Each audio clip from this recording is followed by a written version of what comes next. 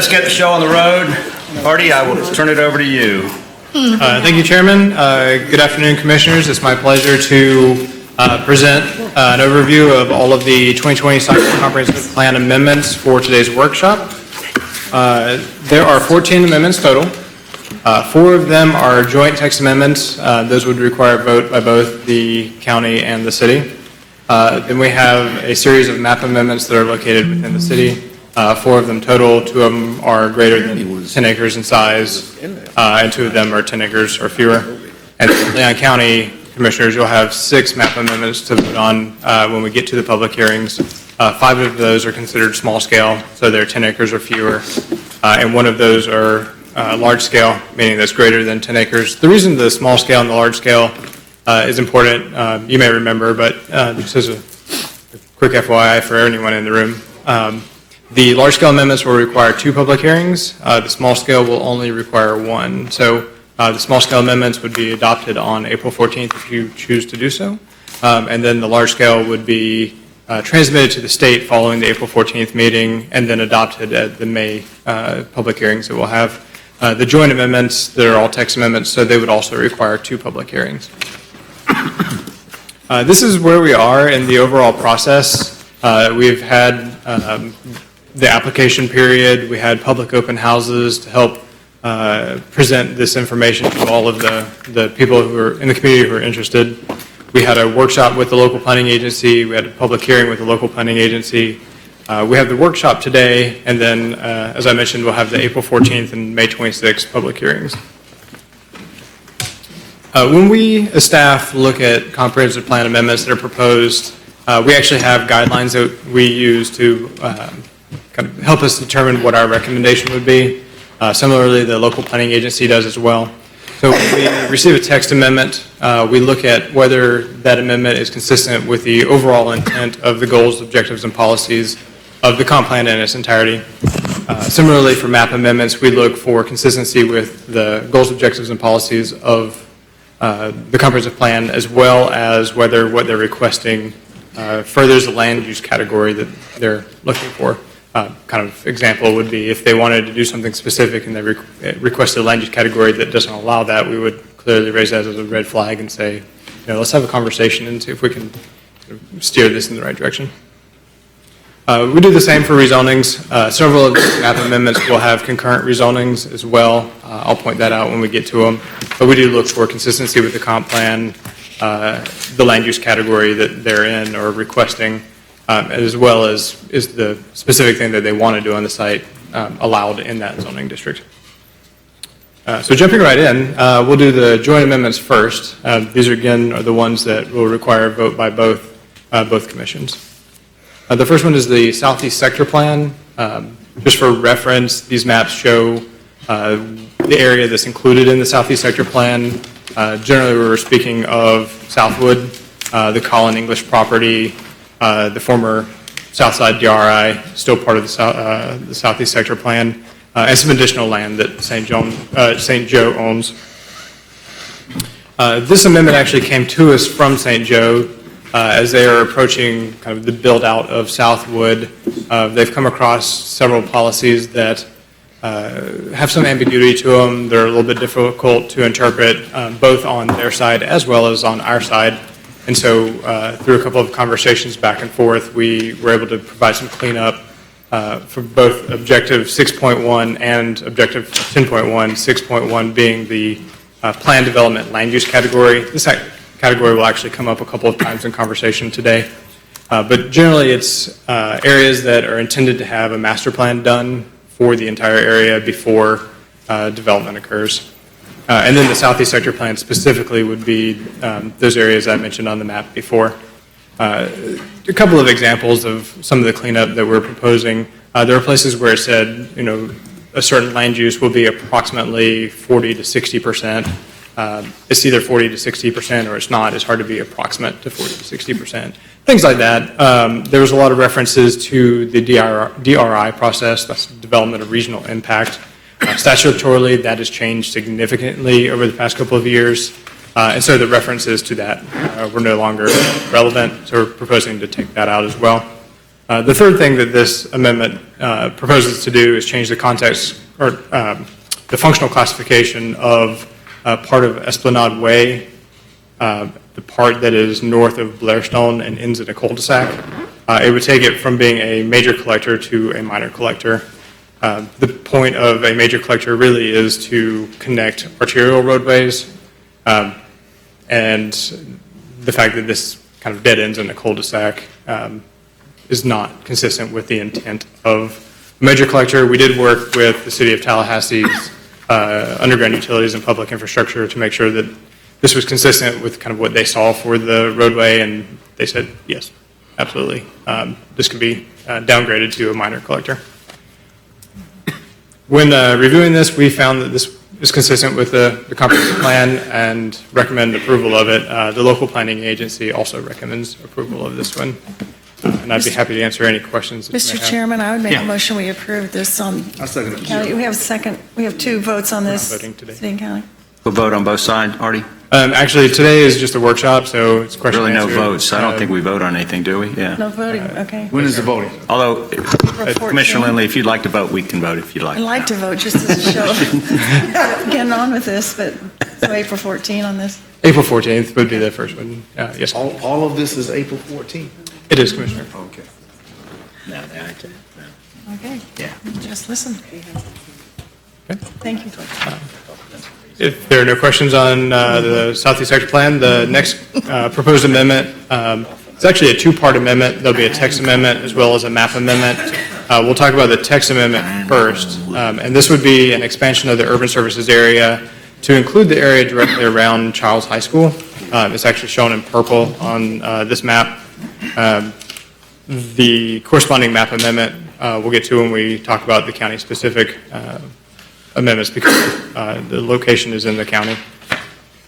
We looked at this site and found that it is currently served by different urban services. In fact, this little piece right here is owned by Talquin and is part of their water utility. So looking at it, Talquin Electric provides water, sewer, and other urban services. They've actually agreed to expand the capacity that they currently offer the site if development is to occur there. We also looked at roadway access. It does have that. We look at schools. It's directly around Childs High School. So really it has urban services to the site already. When we look at what the urban service area is intended to do, it's really a strategy for us to coordinate land uses and public infrastructure at the same time.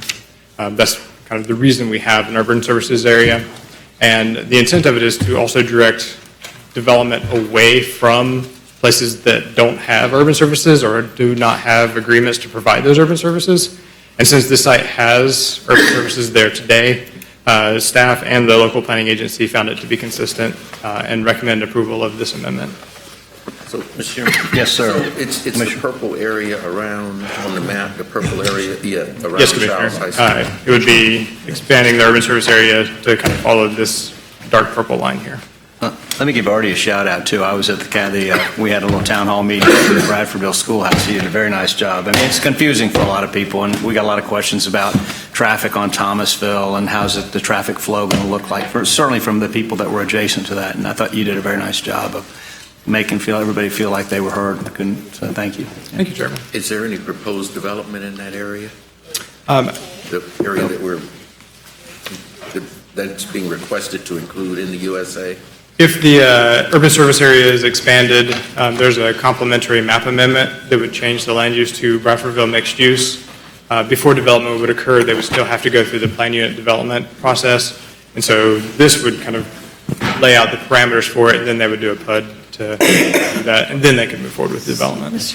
Commissioner Proctor. Thank you. Mr. Chairman, did I understand staff to say that by expanding the urban service area, it actually prevents the expansion of urban services? Did I hear you say that? If I said that, I misspoke. I was looking at the sheet down here on the 2 slides ago. We try to direct development away from areas that don't have urban services, especially if they're outside the urban service area. Because there are urban services to the site today, we feel that it should be included in the urban service area. We want to have urban services within the urban service area. Okay. It's amazing how urban services have happened without being in the urban services area. Pretty amazing. Thank you, Mr. Chairman. Commissioner Lindley?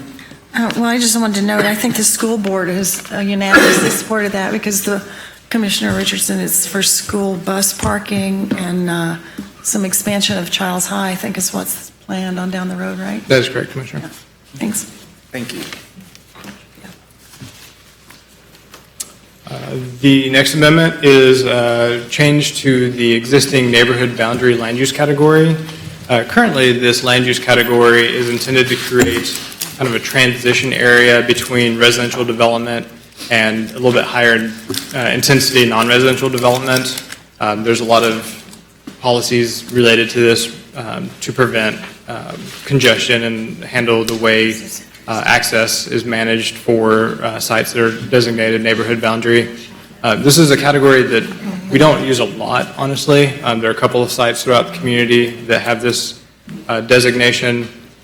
We're proposing to allow this amendment to be applied either to create mixed-use corridors or specific nodes when done in conjunction with a larger planning effort, such as a sector plan or a neighborhood plan. The reason this amendment came about is both the Bond neighborhood first plan.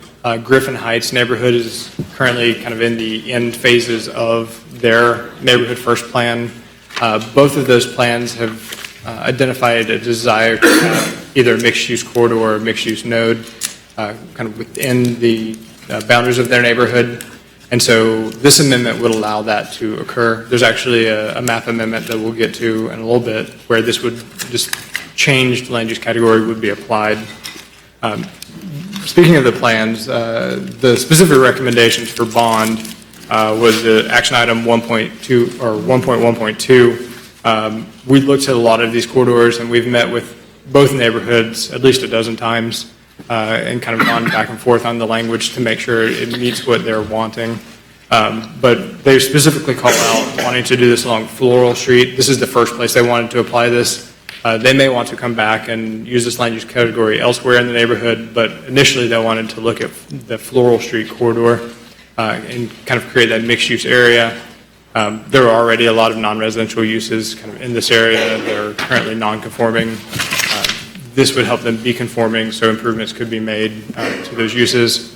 Griffin Heights was very specific in their recommendation. They wanted to designate Alabama Street from Basin Street to North Abraham Street as a main street with neighborhood scale commercial. And so we've crafted, with a lot of collaboration with both neighborhoods, amendments to this land use category that would implement both of these recommendations. Commissioner Dozier? Thank you, Mr. Chair. Artie, I think those are fantastic examples of more urban neighborhoods that had some mixed-use elements in the past, and this seems like a way to really elevate that and give them some opportunities in the future. So I'm really happy with that part. And those were good examples to include in the item. Are there any areas that you could point to where this might be of concern? Where, is it more urban focused? I mean, I looked at this as changing this element, so it could be applied in various locations. Could you imagine a scenario that's outside of the urban center of the city where this might be a little bit of a slippery slope, or are you pretty sure that this is going to be applied as you suggest in those examples? That's part of the reason why we specifically said that in order for it to be applied in these situations, it has to be a part of a larger planning effort. So if the neighborhood doesn't do a neighborhood plan or a sector plan is not done, then it would be inconsistent with the comp plan to apply in that situation. Forgive me, I meant to reference that. So yes, that was what I thought you had as like a cushion, against that. So okay. And that's exactly why that language is in there. Yeah, it's well done. Thank you. Commissioner Proctor? Thank you, Mr. Chairman. Commissioners, I need to say to you all that this is a Trojan horse. And it was my thinking that the neighbor, could you pull the last screen up, please? Was the map? I did not have a map for this one, Commissioner. It appears that what this will do is accelerate putting a multi-family uses in Springfield. That's not what my thought perception previous to this meeting and exposure to this particular proposal. And I think that we have a neighborhood that's being sold out, and just depending on who is proposing to do what, to put a multi-unit residential is just to multiply the kind of buildings that are now standing in front of the Renaissance building.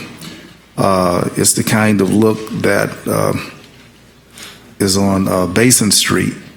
And I think that this neighborhood should not die the death of multi-units that will just deplete it of single homes, and as well as the traditional neighborhood feel to a highly transient multi-apartment situation. And I need for you all to know that unless my thoughts are not clear, that I can't support the direction that we would have target practice all through Springfield for what this is proposing to be available to prospective developers. Thank you, Commissioner. Commissioner Bryant. Let me follow up on the same issue. My understanding was that, and this is especially appropriate during this Black History Month, that historically the neighborhood, both for Vaughn and Griffin Heights, was designated as residential only. And although there were small grocery stores and other things of that nature that's business oriented, it really was not aligned with the actual approval of what should be there. And that what we're doing here is basically creating the alignment such that if I wanted to put a small grocery store over there, I could do that now. Or any other business. I'm not sure about the apartments, Commissioner Proctor, but I just need that clarified, that is in fact what we're doing. That is correct, Commissioner. And part of the neighborhood boundary land use category, we would not be allowing apartment buildings. And so I think nothing greater than a quadruplex would be allowed within that land use category. Say that again. Nothing larger than a quadruplex or a 4-unit building would be allowed, so no apartment complexes. Yeah, Commissioner. Thank you, Mr. Chairman. And it's my understanding that you all have met at least a dozen times with the residents of each of those neighborhoods, and this is what they've said they wanted. Because it was clear to me in speaking with representatives from the Griffin Heights neighborhood that certainly was what they were asking for Alabama Street. Absolutely, Commissioner. We've wanted to make sure that we were in lockstep with the community as we move forward with this. And so we've met with them at least monthly, but sometimes multiple times each month. Okay. Thank you, Mr. Chairman. Commissioner Proctor. It's not clear that for a piece of property that for multiple years has served already as a commercial designated piece of dirt, why are we and why is there the need to declare what has in practice previously existed for eons? I don't get that. So I'm feeling a certain kind of way here because this dirt that you're talking about already commercial in practice was something illegal occurring here, an improper previous use.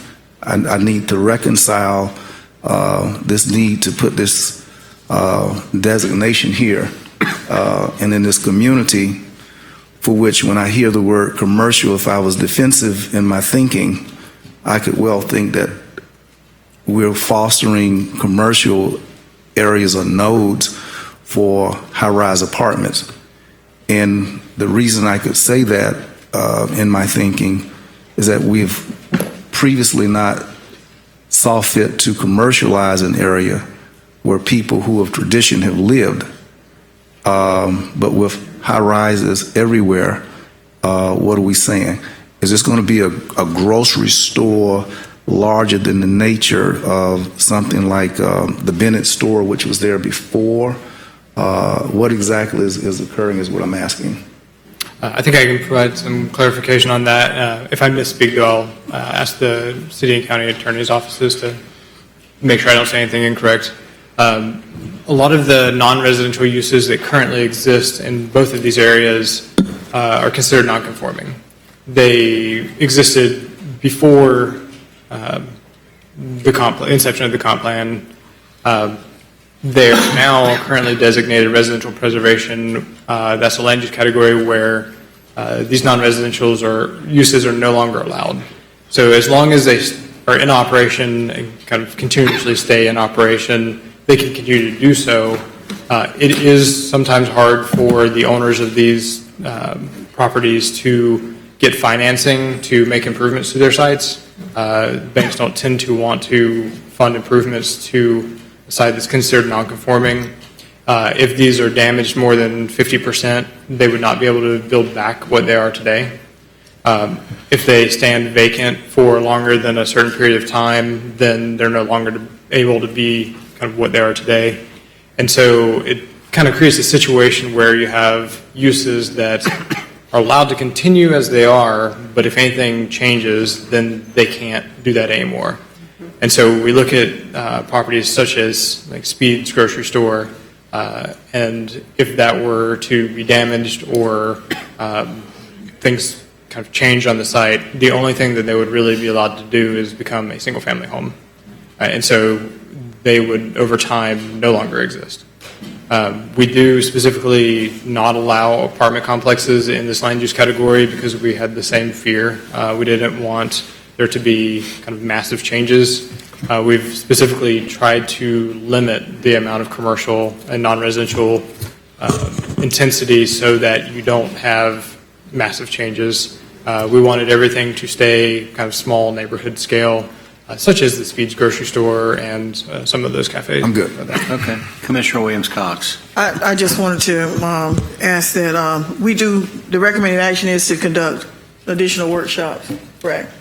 We will be continuing to work with the neighborhood throughout the process. So we can get more clarification going forward in workshops and get a real good understanding of where this is actually going. I just wanted to make sure that there would be more opportunity for this to be fleshed out even more for any additional questions. Yes, Commissioner.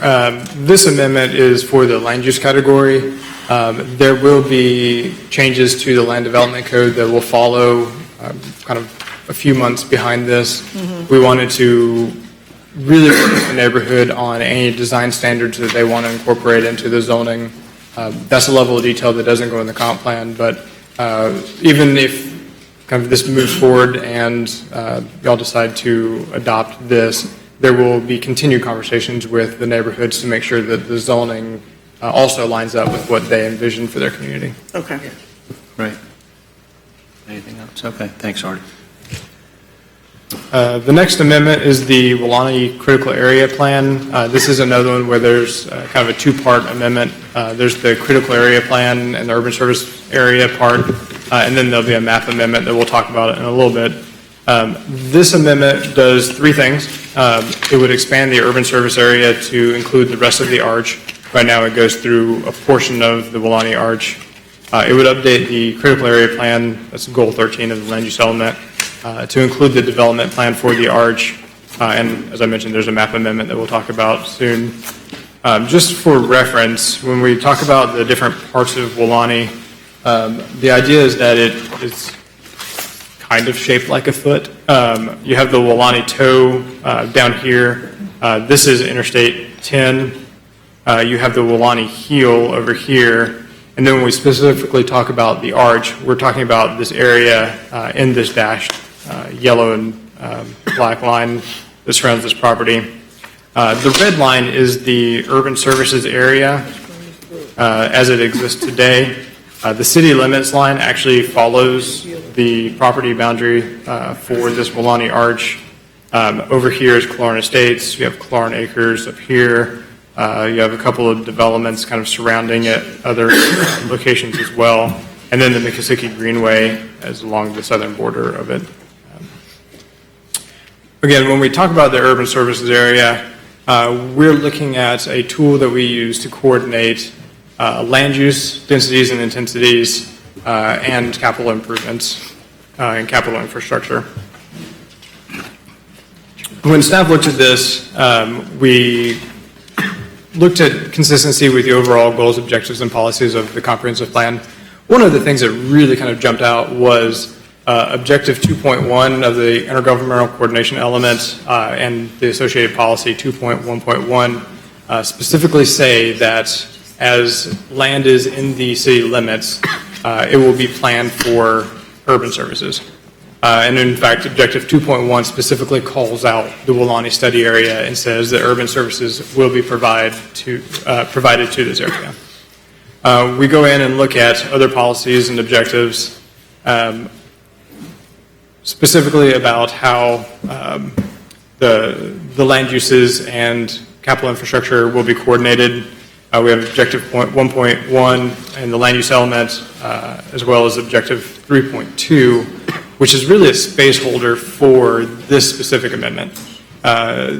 Goal 13 addresses the toe and the heel and the development plans for that. And Objective 13.2 basically says that the development plan for the arch will go here. So it's kind of a space holder for that. This property was annexed in September of 1990. The objective and policy related to the city providing urban services to Wulani and the areas within the urban service area actually were in effect before the property was annexed. So from the very beginning of this property being annexed, it was intended to have urban services. There is an urban services agreement in place between the property owner and the city of Tallahassee that lay out how those urban services will be provided. We look at other policies in the comprehensive plan. When you include a large area into the urban service area, the intent is for that to go to planned development. And kind of as I mentioned on a previous amendment, that planned development is a land use category that calls for a master plan for the property. This is a really good time for this, seeing that, one, we have infrastructure planned through the Urban Services Agreement. We have infrastructure planned through the Northeast Gateway project. That's a blueprint project. There is one property owner right now. And so if we want to look long-term and make sure that we're planning the infrastructure and the land uses together in a systematic way, it's easier to deal with one property owner, honestly, than in the future if there are many heirs and the property gets broken up and we have to kind of coordinate across multiple property owners. We also want to make sure that as growth does occur, it occurs in a systematic way.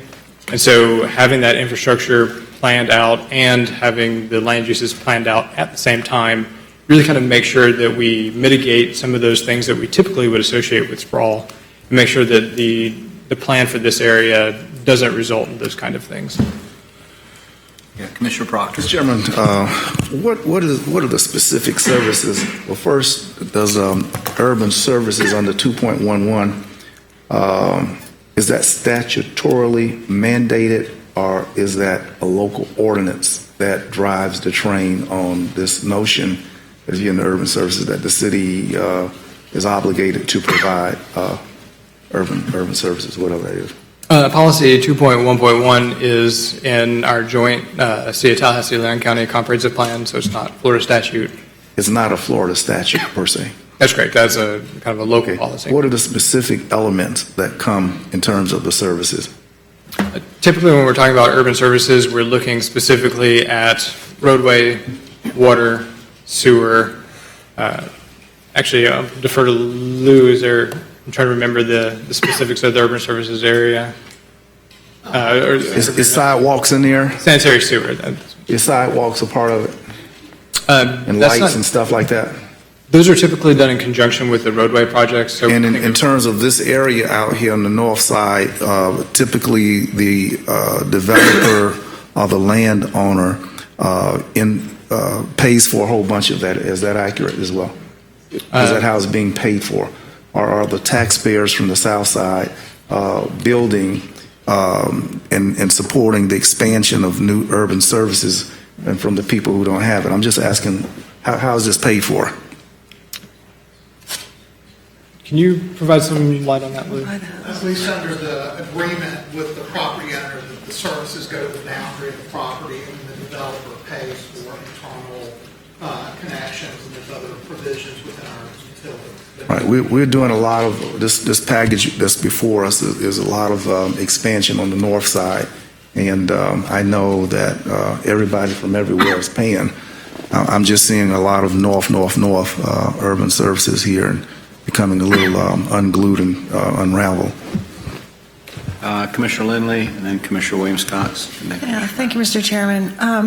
You said a few minutes ago, this is a really good time, but I'm trying to figure out why it actually is a really good time, unless the individual, and I respect that it probably is easier to deal with one property owner than another. It's my understanding the property owner has no plans to do anything with this property for many years. This is a huge drawing in or expanding the urban services areas, thousands and thousands of acres. Our growth is not great in this community here. We haven't fulfilled all of our infill and creative solutions to property development where we have within the urban services area, to Commissioner Proctor's point. It just seems like it's really early on in the project. On down the road, unless you have some indication that the single property owner is planning to divide this up piecemeal, at which time, a whole house of cards would fall in and you'd have who knows how many people. So I just can't see. I think for us on this board on April 14 or whenever, to say, yeah, we're all in, bring in another 3,000 or 4,000 acres with the services that are expanded, I think that's too much. And just speaking and I understand the city has different interests, but as a county commissioner, we have pledged our support for our rural areas to try to protect them from sprawling as much as possible and to keep it rural in our areas that are, I think, it would be greatly affected by this particular proposal. Commissioner, when staff was looking at kind of being proposed in front of us, we did note that there is the Northeast Gateway project that goes through the Wilani Arch. So moving forward with this without looking kind of at the larger picture could result in infrastructure going in and then development happening kind of leapfrog or strip development happening piece by piece individually over time. It is much more difficult to address kind of those issues that we typically associate with sprawl if development happens piecemeal over time versus looking holistically. And the infrastructure is planned kind of not for 10, 20, 30 years out, but kind of the Northeast Gateway is moving forward kind of now. And so looking at it, it seems like it's the time to really kind of address the area as a whole. It doesn't have to develop.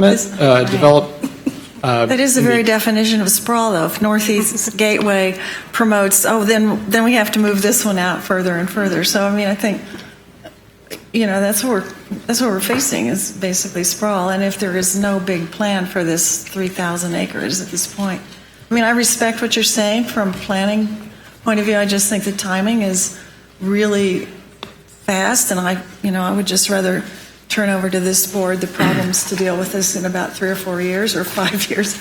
I just think it's too early. Got Commissioner Williams-Cox and then Commissioner Matlow, Minor, and Dozier. Thank you, Mr. Chair. Of all of the amendments that we're looking at today, this one we received the most communication on. And I think that it warrants to slow down and look at what the concerns are. Dr. Pam Hall sent us a series of questions. All of us got it, I believe. And I've asked our staff to provide answers to her questions, and we received those today. But I haven't had a chance to really digest it yet.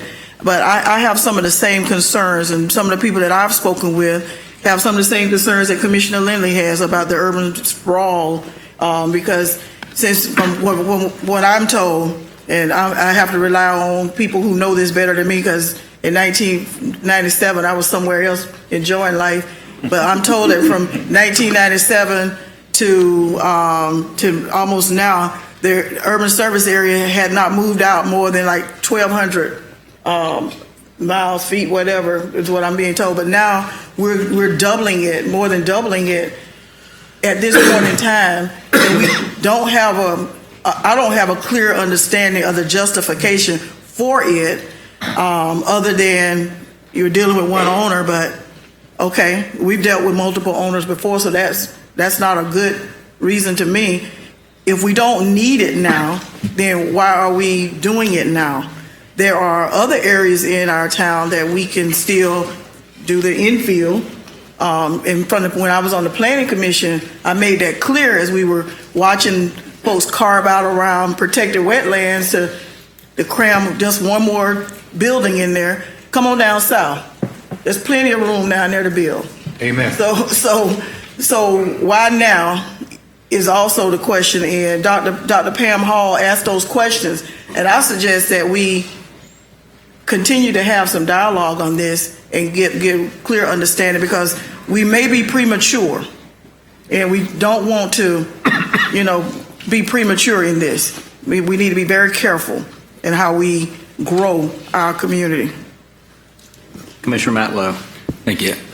Do we have any projections on the fiscal impact, maybe 10 years out or till 2045, of what urban services will actually cost to bring to this entire area? Projections? I'll have to defer to.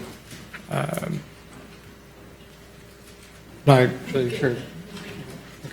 We'll have to research that and bring that back to you. Okay. Yeah, I mean, I think that to me is the biggest concern is we're changing a line on a map, but that comes with real world impacts of how we spend our dollars for the next 25 years if we're going to be consistently redeveloping in that area. And I think to Commissioner Proctor's point, there's areas in town that are going to be competing for those same dollars. And I think as a community, we've bought into this vision of really pushing for density in our urban core. I know it's challenging. We can't just make it happen overnight. But if we continue to move the line, we'll never get the density we need. If we continue to hold the line and say we want density in our urban core, and we're willing to put our money where our mouth is, so to speak, in our public dollars investments. I know we built a roadway out to somewhere through here, but we're getting pushback, I think, from people who live in the area. Surrounding neighborhoods are concerned about the activity centers that could be encroaching on their way of life, and at the same time we have people who are actively asking us to invest more in the urban services in their area that do want to see growth. And lastly, we talk about piecemeal development, but we need to be able to diversify the wealth as we grow.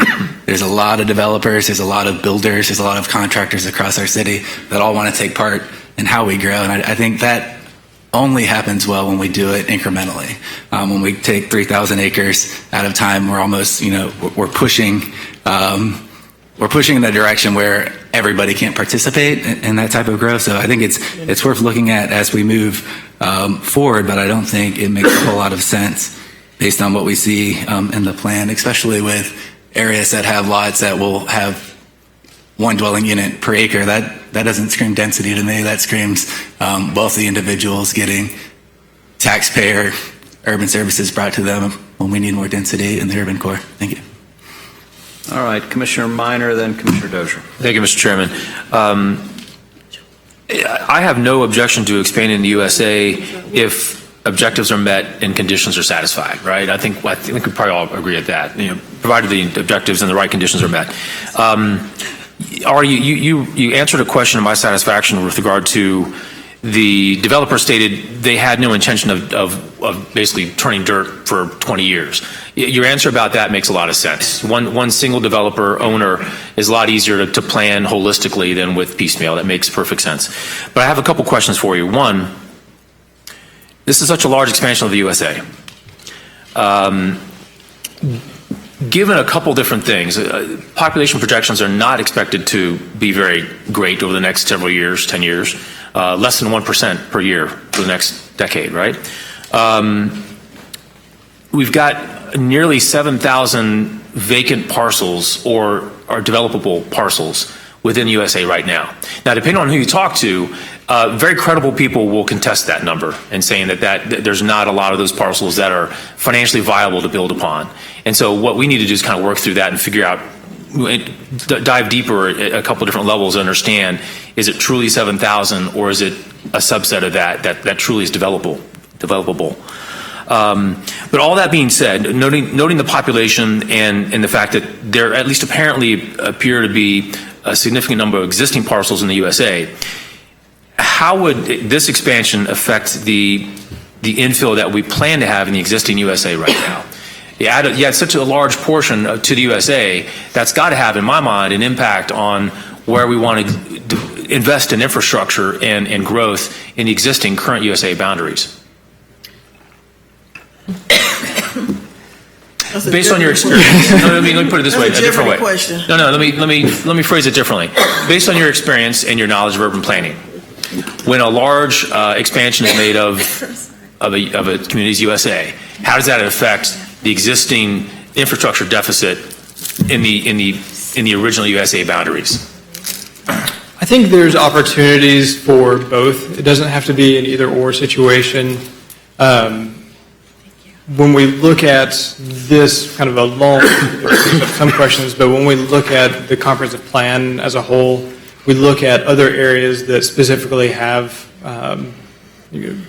development targets and investment targets. Thinking of the South Side, there's policies in the comp plan that specifically target that area for investments. We look at places like the Southeast Sector Plan and what's going on with Southwood and the Colin English property, one of the previous amendments, and there are specific targets that would happen there. So it's not necessarily a situation where this amendment would absorb all of the investment and all of the growth for Leon County for the next many years. But our investment is finite. I mean, we have a certain finite amount of resources to invest in infrastructure.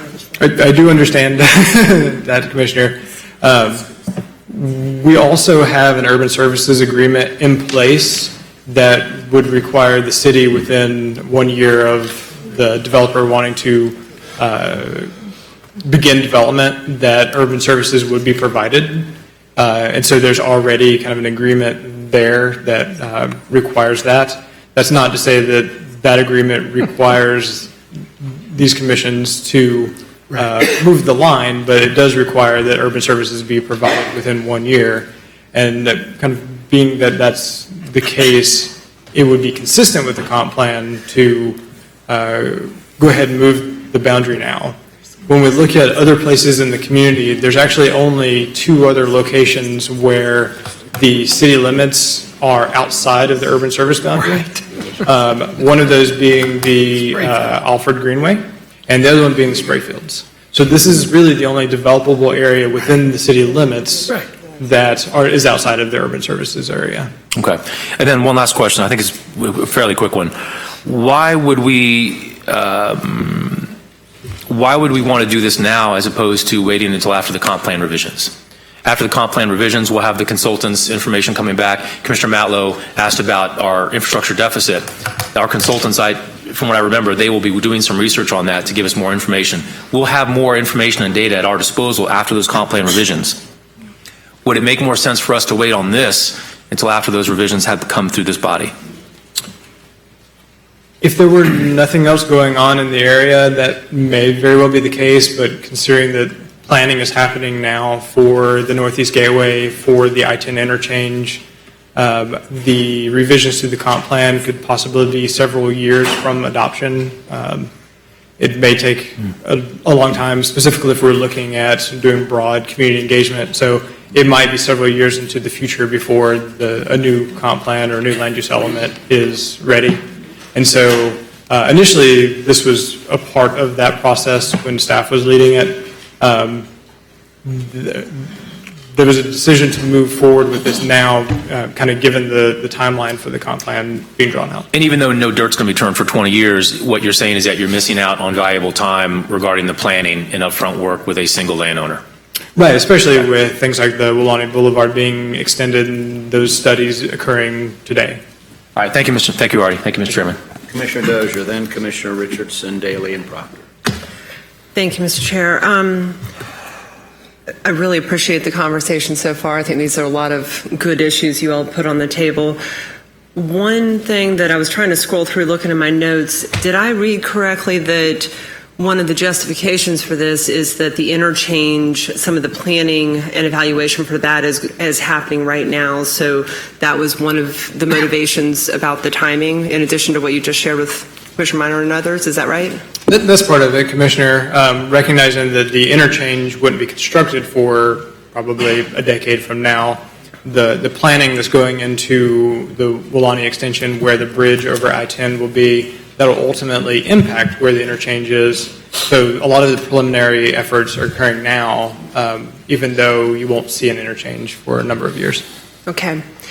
This piece stood out to me because going back to 2014, CRTPA, Blueprint, we talking about the interchange. I have never heard the USA and the interchange be tied together like this. Expanding the urban service area was always something that people assumed might come up at some point, but we are doing PD&E for Wulani Boulevard, which contemplates a bridge over the interstate where we would likely site an interchange right now. I mean, that's supposed to be done this fall, correct? So not having the USA expansion has not stopped that planning and engineering work for Wulani Boulevard and a future location in the interchange. Is that correct? The urban service area today has not, but the area where the interchange would occur is part of the urban services agreement between the city and the property owner. Okay, I want to make sure this is a distinction, because when I hear you say that, the road, the bridge over or whatever we do to get over I-10, or not, I'm sorry, not bridge, but it would be a bridge at some point and then connected to an interchange at some point. Those are road systems. We can plan for that. But the commercial that may naturally build up around an interchange, that is what we would need the USA and some of the other planning for.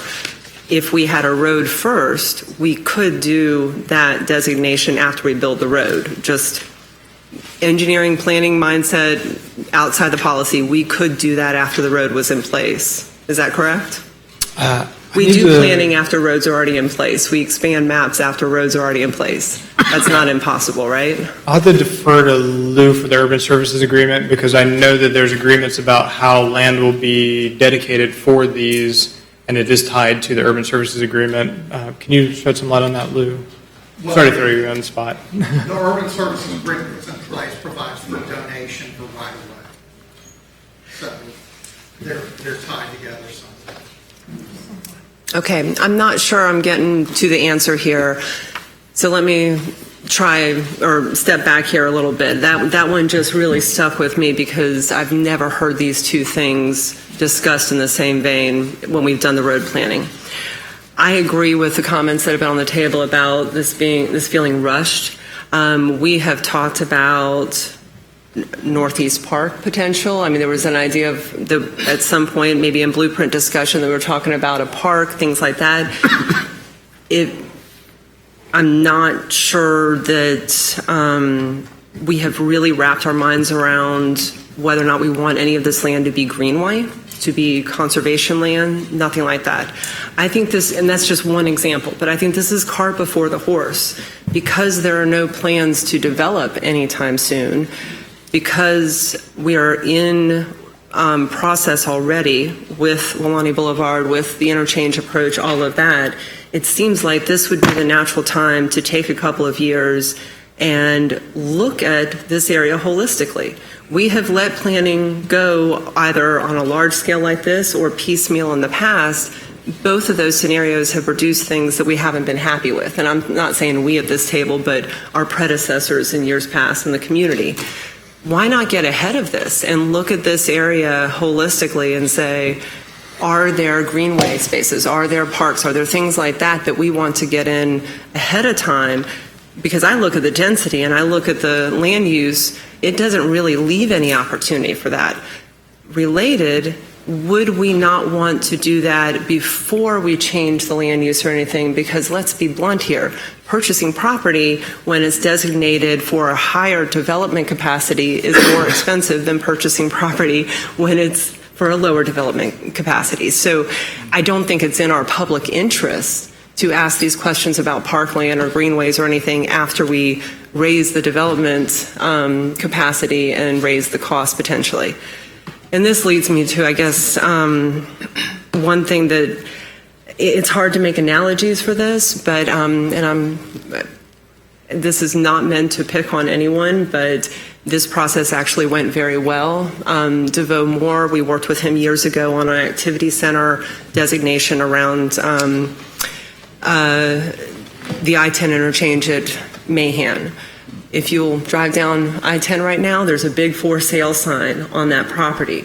It was my understanding going through that process that being able to do the planning to get that locked in as an activity center before it was on the market would help the sales of that, because another developer doesn't have to come in and go through all those steps that Mr. Moore went through with us.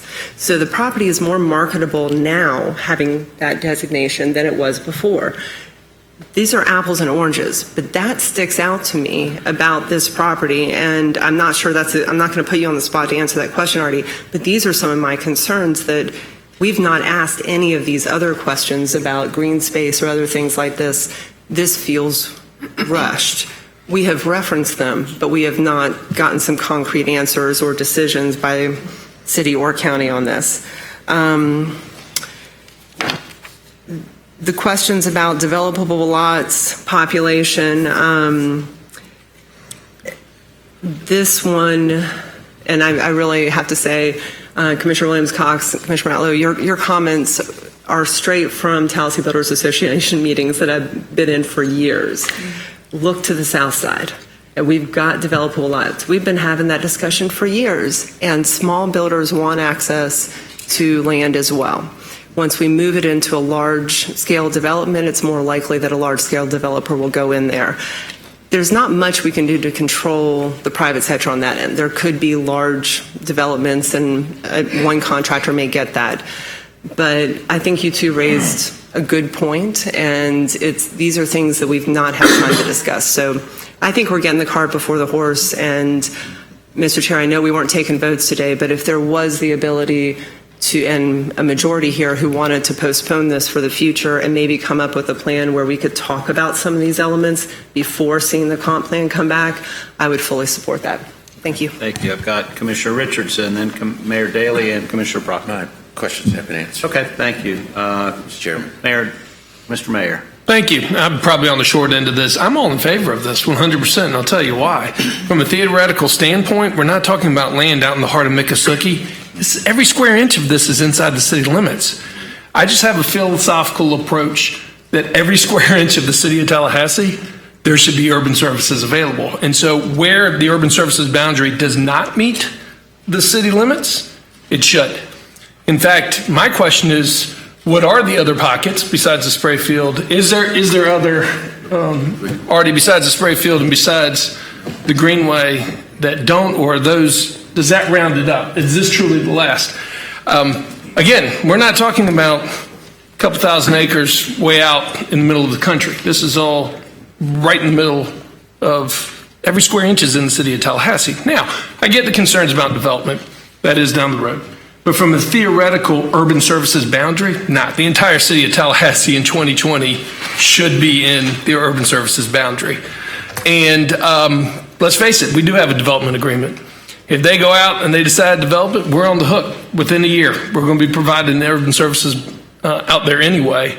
And let's also face it, extending the urban services boundary does not prevent them from being able to develop. And what we don't want as well is neighborhoods going on with wells, because we don't have urban services boundary and we're not providing. I don't get that. So my particular vote moving forward, especially on the 14th, will be for the expansion of the urban services boundary to the city limits. Can I ask Mr. Mayor, on point? when this eventually comes up, the city will vote separately, the county will vote separately on this? I mean, who wins? How's the decision fall if we should feel differently about this? For this text amendment, it would require both to vote, and then both would need to approve it for it to take effect. By simple majority vote on both? For both sides, that's correct, Commissioner. What if it's split? I think that was your question. Yeah. Split. It fails. Here, It if fails. it Okay. splits, it doesn't Thank you. pass. I've got Commissioner Proctor. You got your question answered? No, sir, I have a follow-up, but Okay, after. Commissioner Proctor, then Thank you, Mr. Chairman. Mr. Chairman, I need to tell this, y'all commissioners, I'm not supporting any expansion of the USA to the north side. There are areas in the south side that are dense with population. Those areas inside of Capitol Circle, and those areas don't have urban service commitments. There are places where people live boom, boom, boom right next door, and just as extensive as any of these neighborhoods here on this screen, Killarn Acres, but the city has shown no commitment to want to include and to provide urban services to areas that are black. Now, what's also at stake is the right to vote inside the city's elections, and I'm asking the city for y'all to bring the urban services area, move the city commission voting area to areas where people, what's missing? What's the problem? I'm not going to support moving another inch of urban services to the north because we've not been fair by providing for sewer. I mean, so for instance, the county is, we're talking about how we leverage this afternoon monies to support sewering Woodville and other areas inside the Woodville Basin.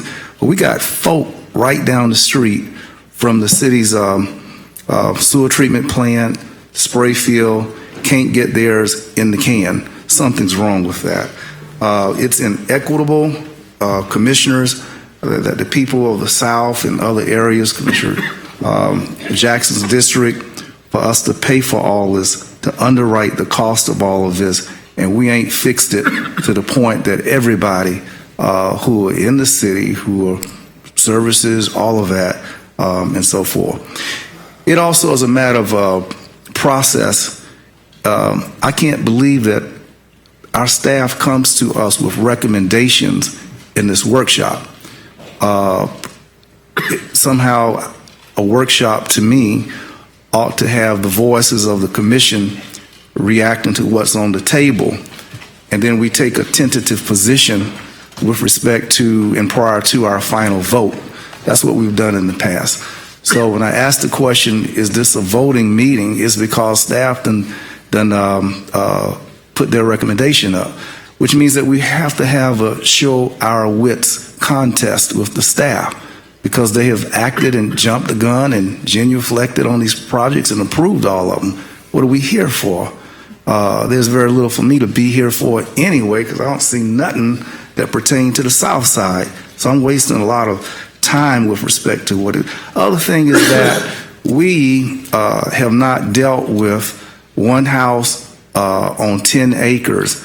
And these areas, some of them, I'm not certain, but it's getting mighty close to areas which have required one house on 10 acres. What we going to do about the one house for 10 acres, this rural stuff that is strangulating owners of property who can't develop, who just can't get over that hurdle? And you have 28 acres and 4 children, but you need 10 acres to put one house. This is ridiculous. We've not fixed that. That is the stuff that I would love, Chairman, for us as a body to be looking at those kinds of pragmatics. And philosophically, we, in 97, I was at this table, Commissioner, I was absolutely here. And we've always had philosophically, I'm not saying we're against expanding the urban services, but it's going to be a knockdown, drag-out fight and a justification on why we were doing it. And typically, a citizen or two would be allowed to speak. We've not even had that part of it here before the commission. And I think that if we're going to be doing this, that we ain't got to fight and have intellectual contests with our staffs on our position, that they should not bring to us a recommendation as we're workshopping an issue. We don't need to know what they're thinking. What they need to know is what we think. And it kind of jades our thoughts going forward when they have cast a shadow of thought, and then it's up to us to dispute why they are wrong. I don't like being put in that position. So, what you laughing at, Mayor? So I believe that we ought to have an open forum and that allows us to have those debates as well as the citizen input at these workshops. Our staff recommendation coming to us at a workshop is not smart, and it jades all of our responses. Thank you, Chair. All right, I've got Commissioner Dozier, then Commissioner Maddox. Thank you, Mr. Chair. Mr. Mayor, you made a comment that I didn't dig into this. I thought there was enough on the table, but I really have to come back to this. If I'm reading this correctly, the first Urban Services Development Agreement was established in 1990, the same year that the USA was created. I know it's been amended in 06 and 16, but we, the city, got into this agreement at a time that I was in high school, that the city looked dramatically different, and at the very beginning of our comp plan and urban services boundary in this community.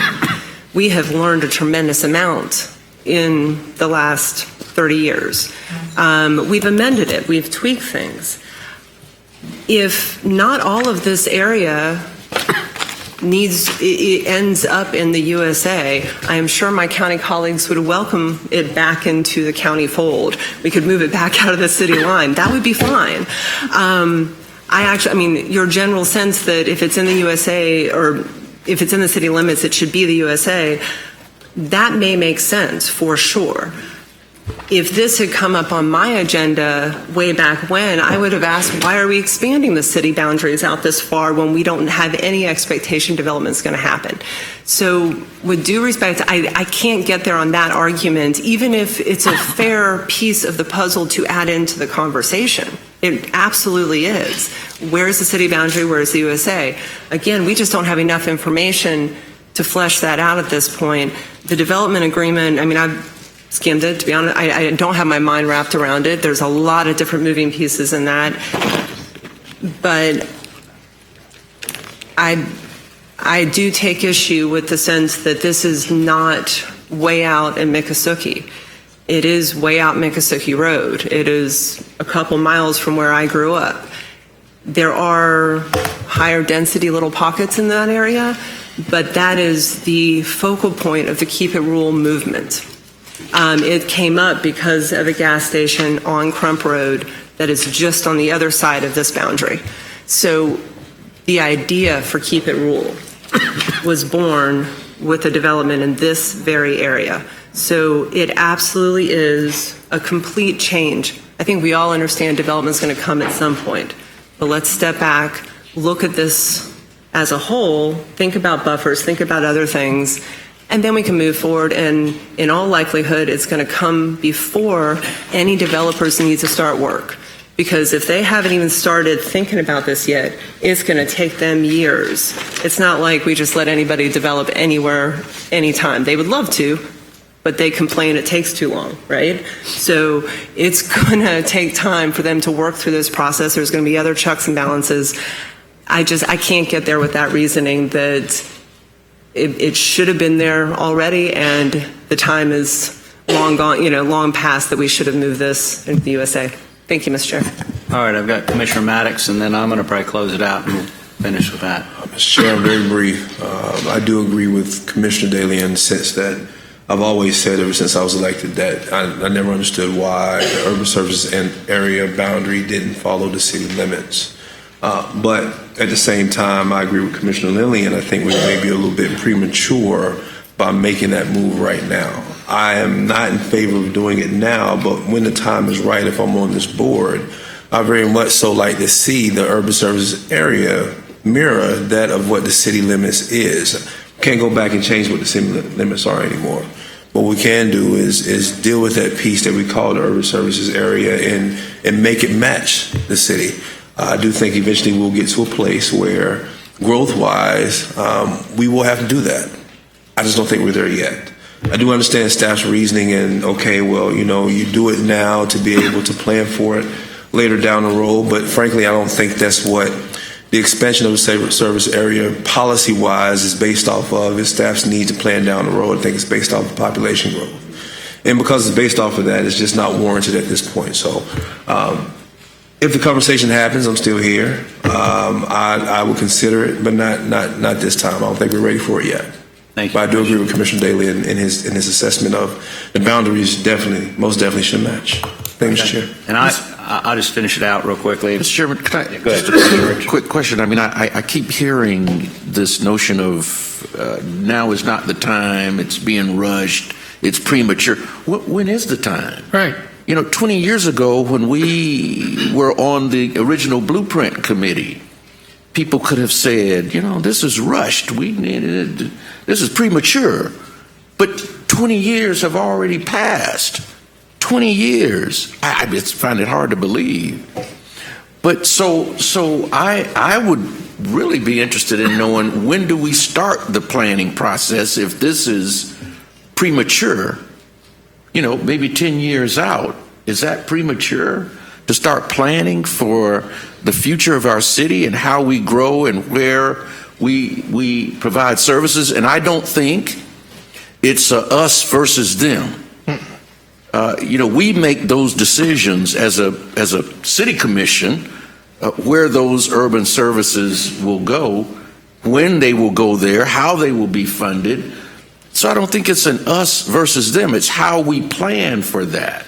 And so if somebody can answer that question for me, how do you determine that it is the right time? I mean, is it a year from now? Is it 5 years from now? Is it 10 years from now? And then we start to be told that we're behind the 8 ball because we waited too long?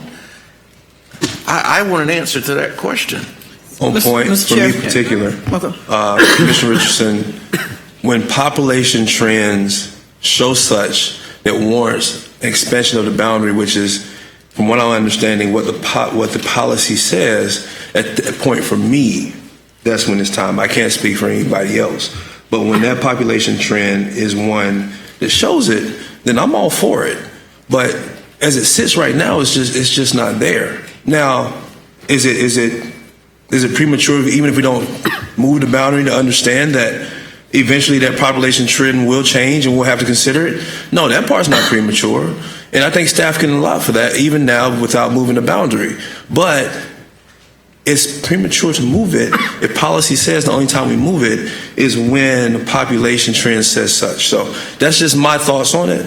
Other people may be different, but that's where I am. And when population trends show it, I'm all for it. Commissioner Williams-Cox. Mr. Chair, I can't answer that question, but I do want to say this, that if it is an overwhelming feeling of the people around this table that we don't want to move forward with this, then what is our instructions to staff? Do we want them to continue working on this item, or should that time be used to work on the items that we are more or less ready to move on? I don't want us to leave this meeting and with us saying that when it comes back, we're still not going to be in favor of, because that's kind of what I'm feeling. But staff will have gone and done all this additional work, and I don't know whether what they do will move us in a different direction, or should we give instruction now to table this and come back at some other time to be determined with this? My feeling is that we didn't come here expecting to vote. It was purely informational, and for us to take a vote and suddenly redirect things, my gut tells me we wait until it comes up and we vote it up or down when that happens, and that there's a process and there's been a published scenario that I think everybody in the public's got expectations to. I don't know. Somebody give me some guidance here. Vince, Brees, Herb, I think you got it right. Yeah, it was advertised as a workshop. It was not advertised. Right, that's my point. And so, but I think the staff hears loud and clear some of the concerns, and so they're going to have to bake that into their thought process going forward. And let me weigh in real quickly, and then we can wind it down. Commissioner Matlow, did you have something else to add to it? I was there's nothing that would stop us from making a motion today to say, this is going to come back in 6 weeks. We've already heard from a lot of people in the community, and not just the city and county staff time, but our staff time. We take a lot of meetings. Our staff deal with a lot of emails and take a lot of phone calls when people are concerned about that. And just by listening to the comments I hear today, I don't think the majority of us are ready to move forward. There are some who say in the future, some say after the comp plan revision. So I think an appropriate time to have the discussion again would be after the comp plan revisions. And I would make a motion that this does not come back in April and we readdress it at a later date. I don't think, Can we entertain a vote here's the point. If I'm an applicant or I've got some skin in the game, I was never told this was going to be a vote up or down today. And I would have all sorts of problems from Mr. Chair, on point on this. Even if we were to take a vote today, it's my understanding we would have to affirm that vote at a future meeting anyhow. So even though I would like to look at this at a different time and come up with a different plan, and Commissioner Richardson, I would love to come up with a plan to answer some of these questions in a shorter time period. Absolutely. I'm not saying wait years. I think we could do all that at the next meeting. But I do agree that this wasn't noticed for public comment, and we should move forward. I think I think the staff here is pretty loud and clear. Let me weigh in and we'll wind it down. But point taken, I understand. I tend to fall right where Mayor Daley does and Commissioner Richardson, which is it almost strikes me as a Scribner's error. We're kind of pregnant. You can't be kind of pregnant. You're in the city or you're out. You're in the urban service area or you're out. The question I've asked for most of the people, pardon, is how come this wasn't drawn this way the first time? And everybody said, well, it's probably an error. And if you listen to some of the commissioners that were here when they drew it, it was a big kind of a magic marker, and there was some science, but it wasn't as scientific as it could have been. And so now this is in some respect a bit of a cleanup. So, but as the mayor pointed out, if staff wants to be able to plan going forward, it's a little difficult when this is on outside of the urban service area, and there is no rural designation that I'm aware of inside the city limits. So anyway, that's my feeling. I think we've kind of beat this into the ground. Mr. Chair, did you say kind of pregnant? That's what I said. You can't be kind of pregnant. That's my point. If you're ever kind of pregnant, make sure I'm the first to know. I just looked that way. I'm sorry. All right, enough said. Next up, Artie. Okay, the next series of amendments are ones that are located within unincorporated Leon County, and so ultimately the vote for these would be just with the county commission. The first one is located at 7601 Blountstown Highway. It is about 3.42 acres in size. The current land use designation is urban fringe. They're requesting that go to the suburban land use category. With that, there would also be a rezoning from urban fringe to C2 general commercial. We looked at this site and felt that it meets the criteria for the suburban land use category. And it is kind of, the area is currently developed more in the suburban nature than the urban fringe with regards to the density and the size of the acres. And so both staff and the local planning agency recommended that this is found consistent with the comp plan and would be approved. Just one comment, Mr. Chair. Yeah. I'm excited that we're finally discussing something in my district and commercial development coming to District 2. So thank you, Artie, for the hard work. The next amendment is also on Highway 20. It's about 4.11 acres in size. The current designation is urban residential. They're requesting that it go to the industry and mining land use category. With that, there would be a concurrent rezoning from the R5, which is the manufactured home and single-family detached district, to light industrial. If you were to look directly across the street, that property is also zoned light industrial. And so we kind of looked at that in terms of the area as a whole. We also looked at the environmental features pretty closely on this site just to kind of make sure, and found that one, the site is suitable for this light industrial type based on the environmental features, but two, the natural features that are there create a natural buffer between that and any residential development. So that's kind of a plus, honestly. And staff and the LPA were recommending approval of this amendment.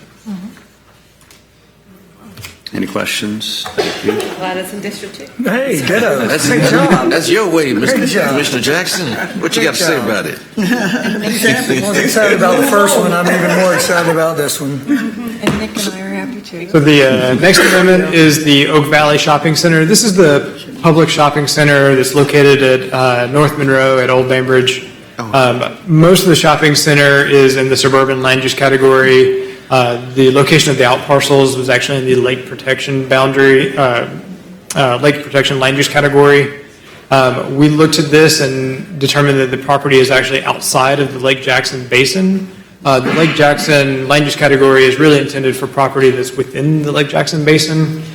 We believe that part of this was really just changing in technology over the years. When this was originally mapped quite a number of decades ago, our ability to map basins was not quite as sophisticated as it is now.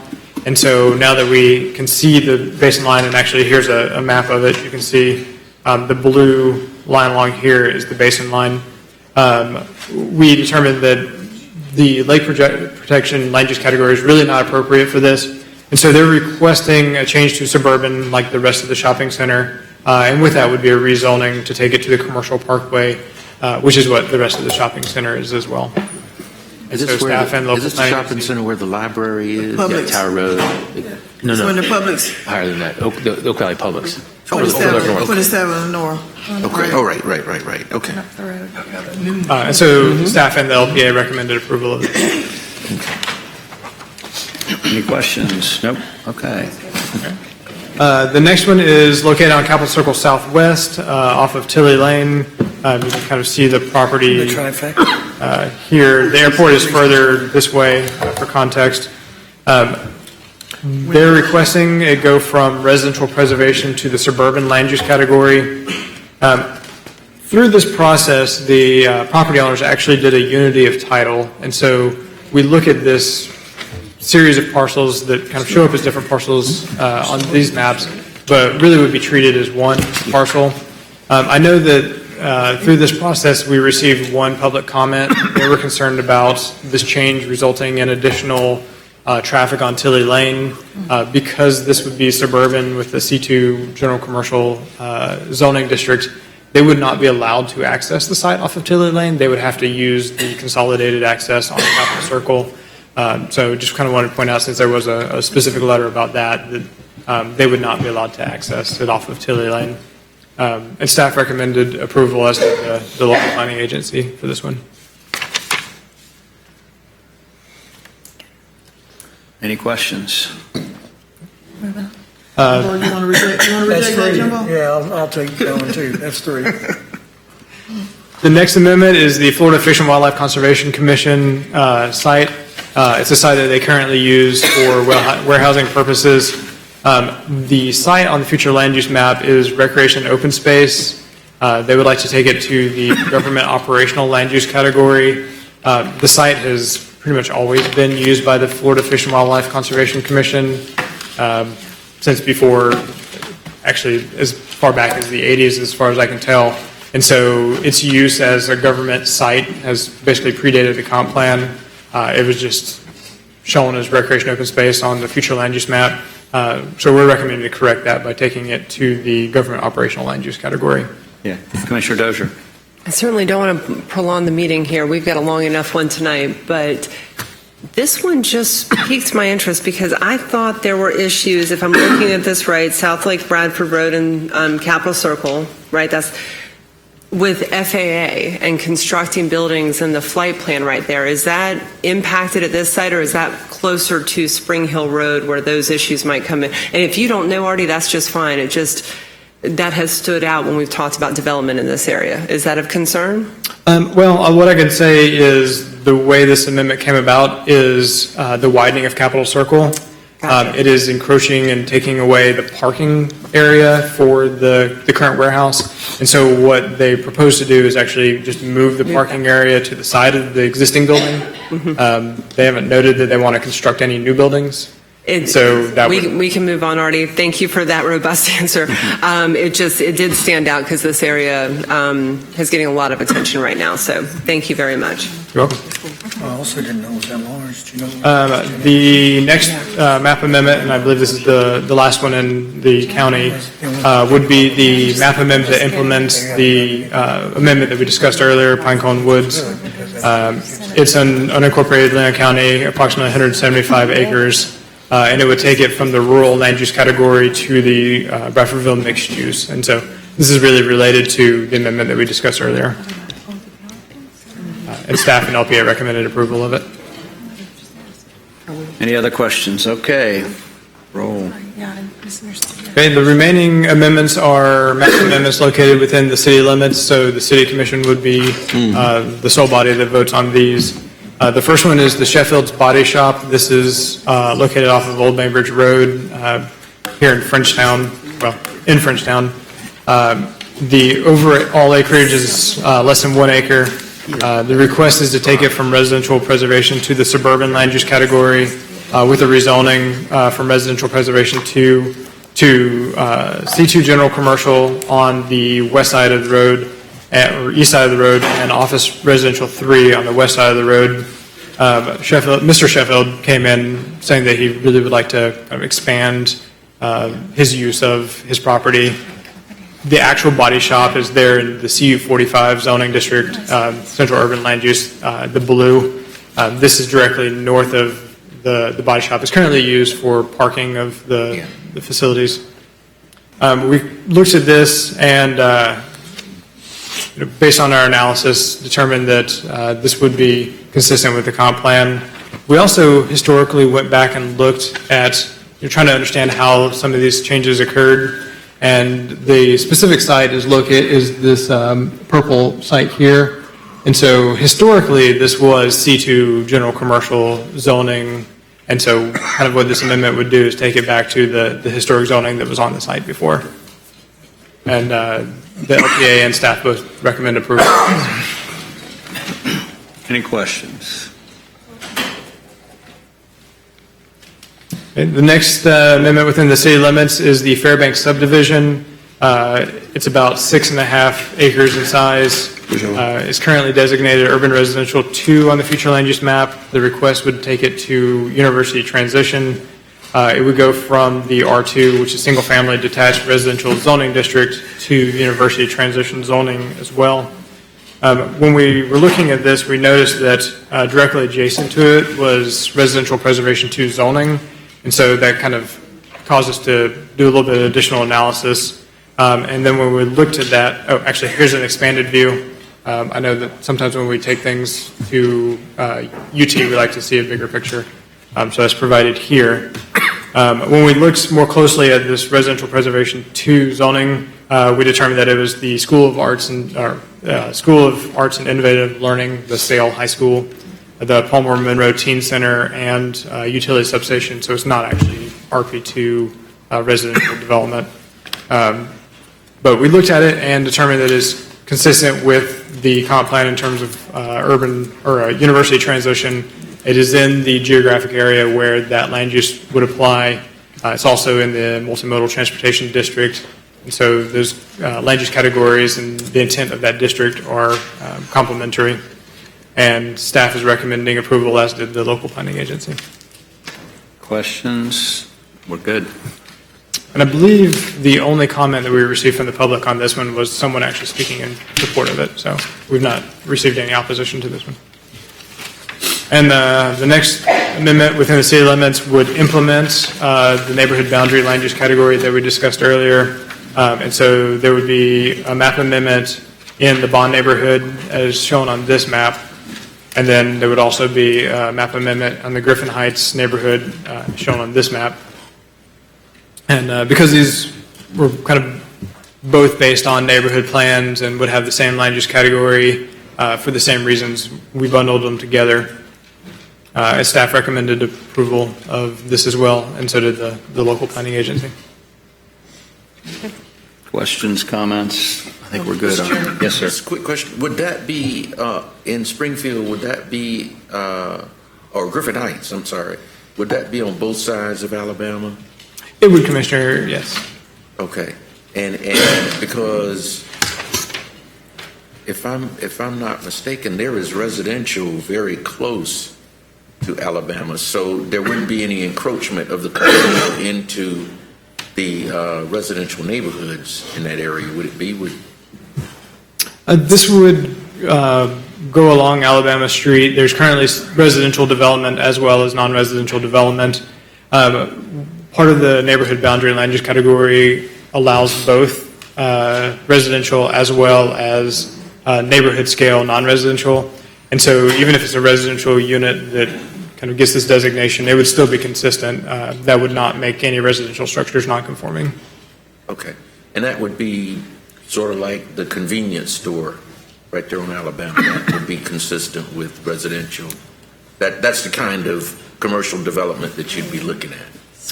Right, very small scale convenience, but we're also working with the neighborhood on design standards to make sure that it's not just like a gas station, but it's actually a convenience store that serves the neighborhood. Okay. Thank you, Mr. Good. Okay. And then if the commissions do choose to go forward with the previous amendment that we discussed, the implementing map amendment would be this one. It would take it the kind of second half of the Woolani Arch from rural to planned development to be consistent with the front half of the arch. And that was the last. All right, ladies and gentlemen. Question. I have a Yes, sir. question. Commissioner. This was very good. Was this attached to the agenda? I did not see that online. It was not, Commissioner. We Okay. just handed out hard copies today. Two things I would like to offer. One, this made all of the studying that we did. You see Commissioner Bryant's notebook.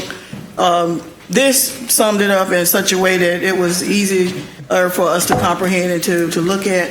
I bet the public would enjoy something like this as well, because if you're not a student of planning and comp plans and that kind of thing, this is very convoluted. It's a whole nother language. And I think we're at the city are working real hard to use plain English and plain language so that citizens are becoming more and more engaged, and we need to make sure that they are able to comprehend and receive this information, because some of it is very technical. So if we could make this available so that when they come to the workshops or what have you, they have an understanding of what is being said here, that would be real helpful.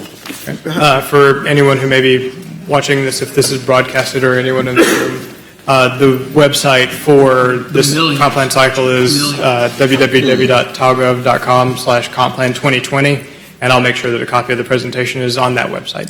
And if you could just attach it to the agenda, because that's where people will go to figure out what we're going to be talking about, so it's all in one place, that would be awesome. Good comment.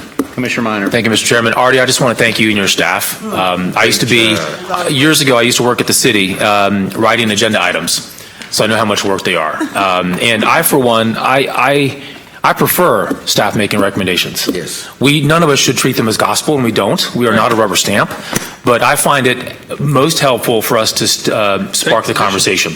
Why did you recommend this option? Or why did you not recommend this other option? So thank you for the work you do. It's a tremendous amount of work. We see a small fraction of all the work that goes into these. So thank you.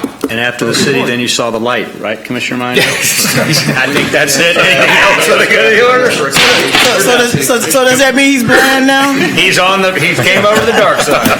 All right, we meet again in 3 o'clock for the county. We'd love to have you city commissioners hang out.